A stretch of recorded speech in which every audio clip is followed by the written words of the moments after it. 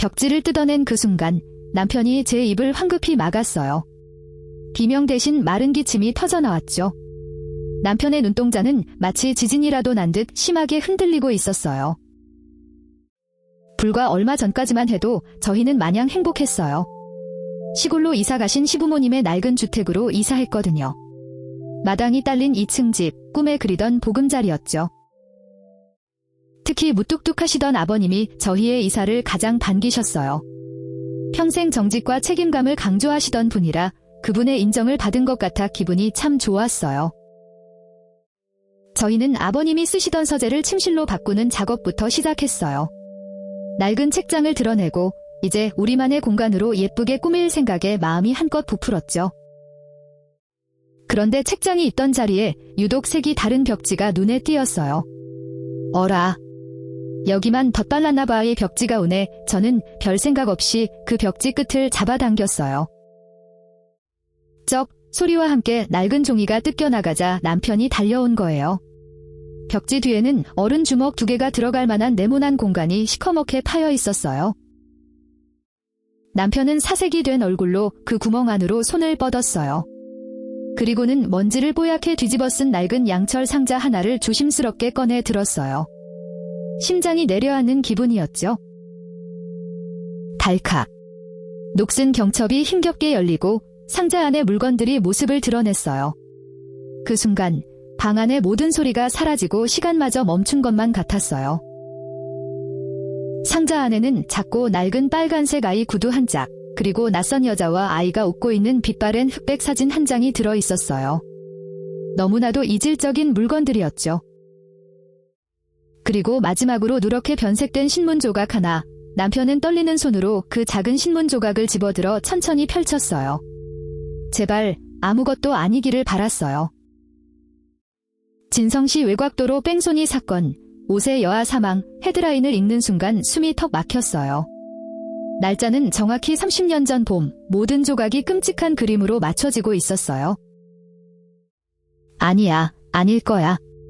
아버지가 그럴 리가 없어. 남편은 미친 사람처럼 중얼거리며 상자를 다시 닫으려 했어요. 현실을 부정하고 싶은 게 분명했어요. 하지만 저는 그럴 수 없었어요.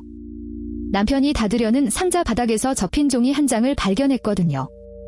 저는 망설임 없이 그 종이를 낚아채듯 꺼내 들었어요. 그건 아버님의 필체였어요.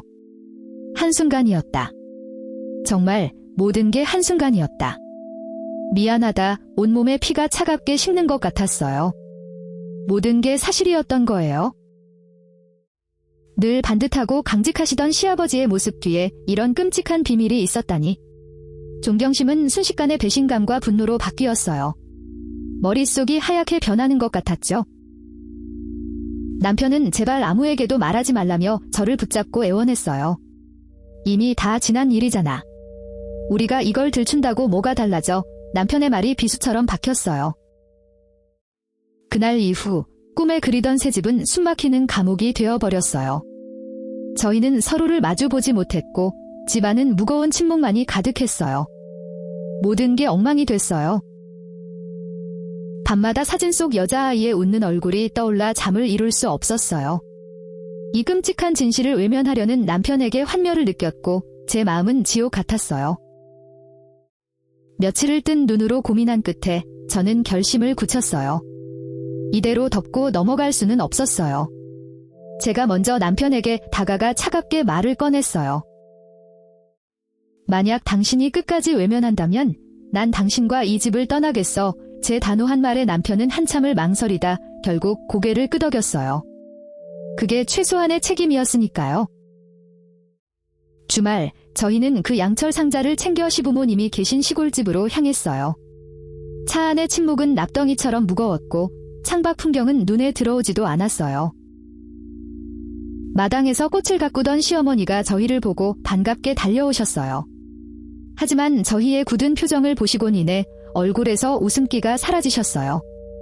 뭔가 잘못됐다는 걸 아신 거죠?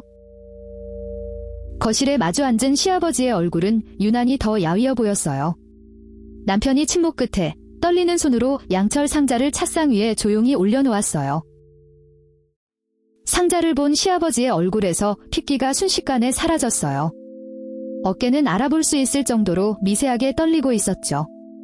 30년의 세월이 그 얼굴 위로 스쳐 지나갔어요. 아버님은 그날가 태어난 남편이 열이 끌어 약을 사러 굳은 비를 뚫고 차를 몰았다고 했어요. 어두운 국도에서 무언가 쿵 부딪혔지만 너무 놀라 그대로 달아났다고요. 시아버지의 고백이 끝나자 시어머니는 소리도 내지 못하고 눈물만 뚝뚝 흘리셨어요. 남편은 고개를 숙인 채 어깨를 들썩였고 제 마음속 분노는 슬픔으로 변해 있었어요. 며칠 후 시아버지는 남편과 함께 경찰서를 찾아가 자수했어요.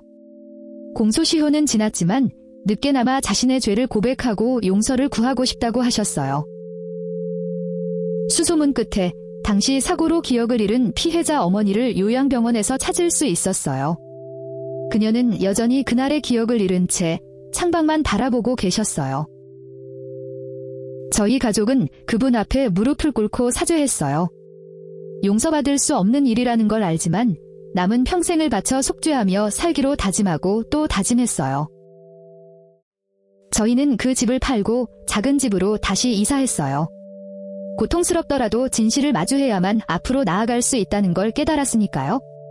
아주 느리지만 다시 시작하려 해요.